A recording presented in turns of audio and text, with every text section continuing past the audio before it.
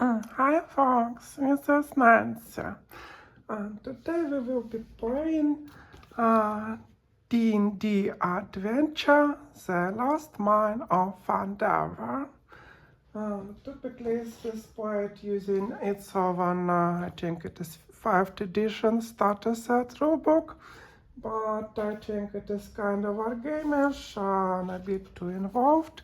It is not like very RPGs-like, so I will be playing it using my own rule set, that is LD50 RPG system. It is bare bones D20 system. Basically, I took 5th edition and took the core mechanics of it. Really, what is at the core is the obstacle resistance, that is DC. So our situation will be solved through with DC. So the game as it goes, or this adventure, Lost Mine starts at the tavern. By the way, I will be using Lego sets to simulate it. Yeah, so it is a dwarf. I think his name is, let me see it, to be clear. To be precise, the dwarf's name is Gundren Rockseeker, and he's basically asked our help or like hiring us to get a wagon of provisions to the city of Phandelver. Yeah, so, but who are us? We need to determine our characters, whom they will be.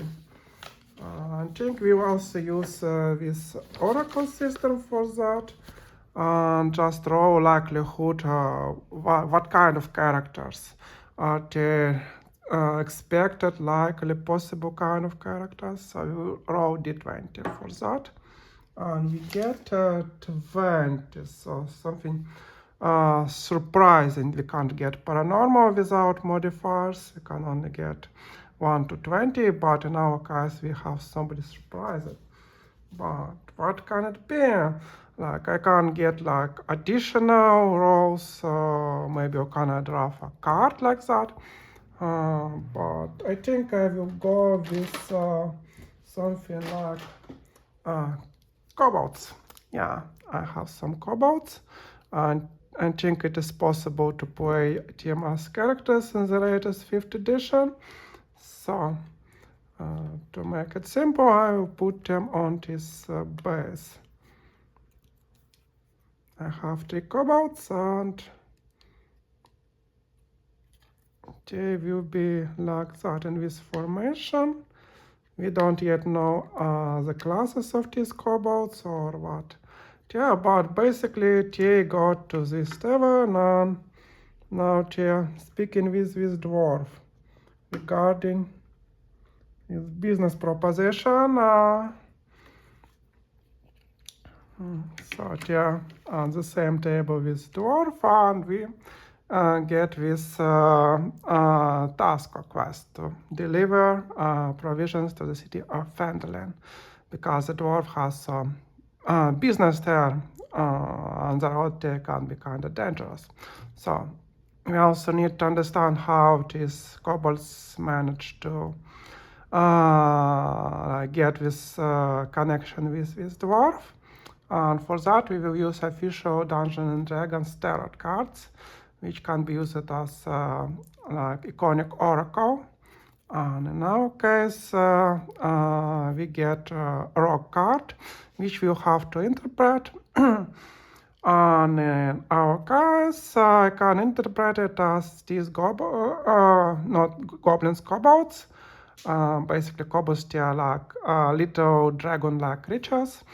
But like a gang which maybe runs some businesses and offers some protection to businesses, including with dwarves business. Basically, protection racket, extortion racket, they take part of the profit and basically guarantee that nobody else will be taking money from business owners. So, yeah. we discard from this card, and in our case, this dwarf which works on our territory ask us to see that the business will be working properly, that the goods will reach the destination. Yeah. So this dwarf grounded rock seeker. Apparently, he also has some protege, like bodyguard, I think, according to this rule set. Some Sildar guy also. I think we'll use this minifigure for that.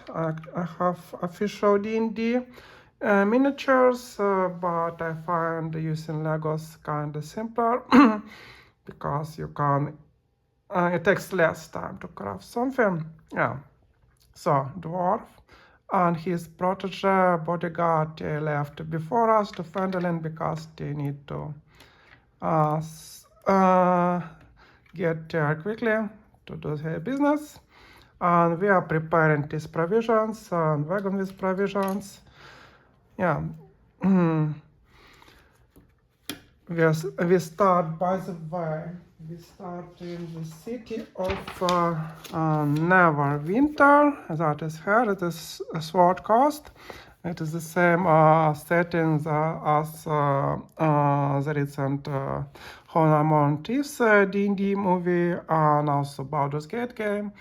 But this exactly set adventure set near Neverwinter.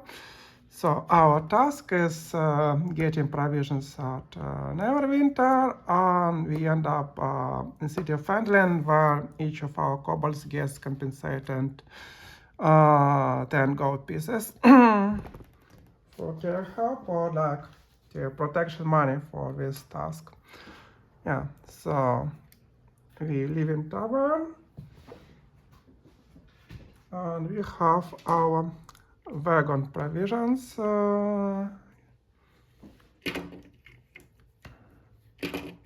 Sorry. So we are on the road to the city of Phandelver, and we basically in front of us we already left this road, and we the high road as it called, and we turned it on the T-Bar trail, and everything was okay up to until somewhere here, because now we are seeing basically carriage overthrown, and is some horse and some arrows. Now we have to determine, apparently it is some, how do I say it, ambush. And if it is ambush, according to this adventure, we have to look. We don't know yet know if it is ambush, or maybe I know because I read a bit forward, but generally we have to check for ambush if our kobolds, these dudes, they are smart enough to like notice being ambushed. So what will be the likelihood or obstacle resistance of this ambush, noticing this ambush?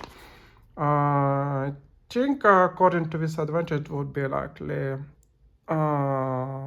moderate or like weak. But we have to also consider who is trying to notice ambush. That is kobolds, and kobolds, according to lore of D&D, they are kind of crafty and cautious little creatures. So for them, it will likely be tiny, because they likely set some of these kobolds to look forward, like scout. They are proceeding very carefully. So we have to roll 4 more to notice this ambush.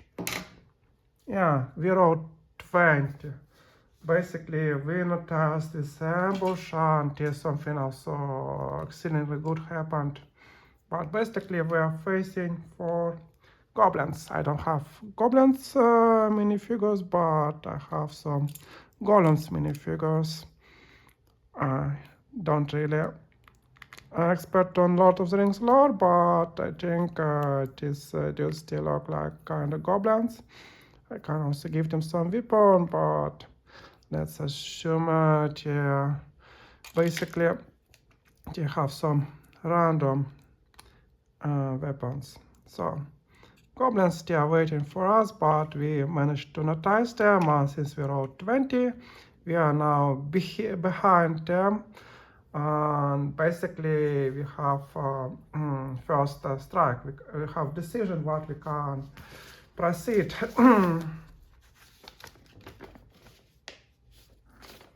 But since we rolled 20, we can, I think, also decide if we will manage to kill a few goblins. I think there are 4 of them, and we can roll with d4 to simplify. We roll d4 to see how many goblins we killed by getting behind of them. We managed to basically defeat all 4 of these goblins. Yeah, so all 4 goblins got eliminated, basically.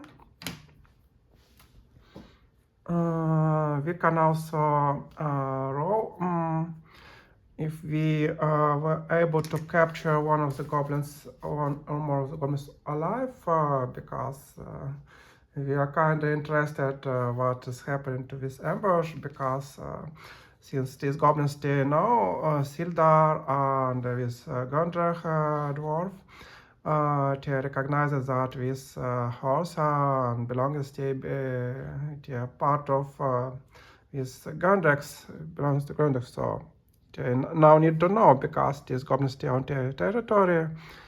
So something happens, so we need to see if they were able to capture one of these goblins alive.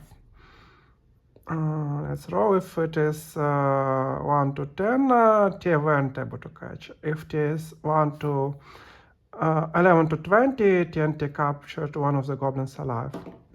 Is it? Yeah, we rolled 15. So these goblins they are dead. And these goblins had got captured alive. Now we need to proceed with interrogating this goblin. Since we are dealing with again with kobolds, these creatures they are very creative and also probably creative with persuasion, threats, and torture. So now they are trying to interrogate this goblin. And what would be resistance of this goblin against these goblins? I think it will be again, it will be weak if it will be able, or like tiny, I think, even because goblins they are not very honorable creature. They won't be like surviving. Oh, sorry. Surviving torture to protect like their business. So let's roll it. If you roll 4 or more, we will be able to extract information of what happened. Yeah, we rolled 20. Basically, this goblin told us that chase nearby goblin hideout where they took our basically our business dwarf Gondrich and his protege Sildar. I think it is called Kragmaw hideout, I think. Or not. Yeah, they have a cave here called Kragmaw hideout, and they are part of Kragmaw clan. The clan is being run by a bugbear, that is huge, more powerful goblin or goblinoid-like creature. And they keep basically this our dwarf and his human protege. They keep them as hostages. So I don't know, but they had orders to look for them for somebody. So now we know how to get to this cave. We can probably just kill this goblin so he won't notify other goblins what we did. Yeah, so goblin is out. Yeah, so this concludes the first section of this adventure. In the next section, we will be trying to free these guys and get on their way, because we can't proceed to the Phandelver before freeing, because it is more important, because something might happen to them. Goblins, they are cannibals, they can eat dwarves so as humans. So we need to protect our business interest first.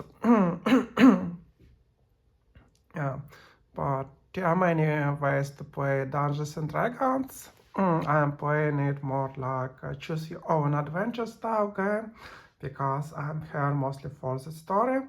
But other people here prefer more like tactical, like wargamer style play. It is also possible to play it with several people, where multiple people control one or more characters. And he is also Dungeon Master. In this session, I myself present both player and a Dungeon Master. But to simulate like randomness, I'm using this statistical oracle, obstacle resistance thing. Basically, I'm rolling d20 to understand likelihood, and as like player and dungeon master, I need to know some of the lore of the game, and I also have to do a bit of spoilers, like reading this adventure book a bit future, but that is the nature of it. You have to read and like play it. That is the only way, one of the ways to play D&D. I think nowadays people also use artificial intelligence like large language models to serve as DMs, but they have their problems, because they might invent something, like introduce something players don't like, or they may misinterpret the rules. That might be good thing or bad thing, but after all, D&D involved with human dungeon master and humans dungeon master, human dungeon master, they are known to misinterpret rules. So, folks, thank you for watching. See you in the next video. Bye bye.